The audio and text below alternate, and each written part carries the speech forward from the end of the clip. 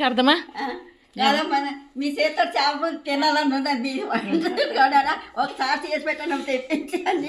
నువ్వు కూడా చేపల పులుసు అడిగిండావు. ఇంకెవరు అడిగింది చేపల పులుసు? నువ్వు కూడా చేపల పులుసు అడిగినావు. ఇంకెవరు అడిగిందే? నువ్వు కూడా అడిగినావు. ఇంకా శ్రావణ మాసం వచ్చేస్తుంది కాబట్టి అంత లోపల చేసేద్దాం ఫ్రెండ్స్. శ్రావణ మాసంలో మేము చేపలు అంటే నాన్ వెజ్ తినమన్నమాట.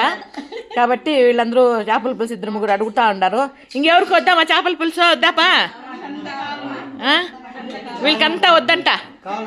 కావాలనా?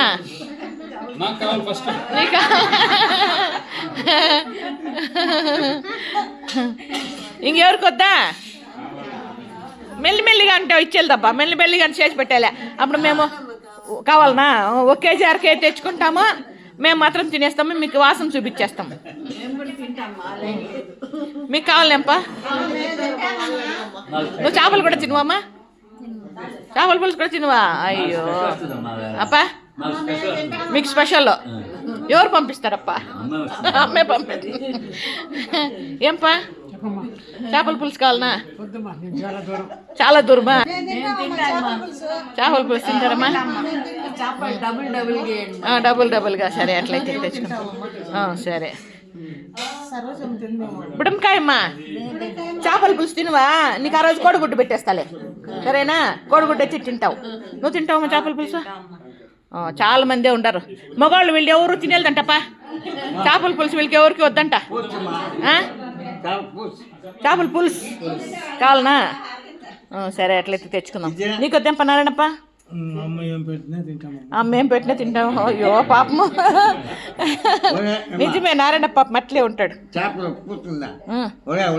వడియాలు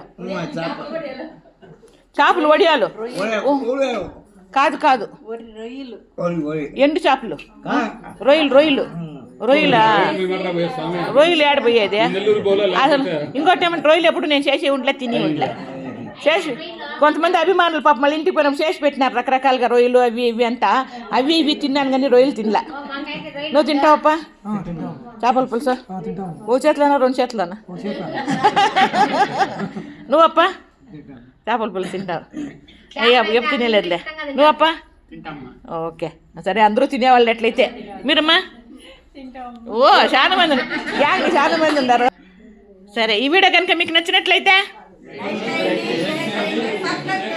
థ్యాంక్ యూ సో మచ్.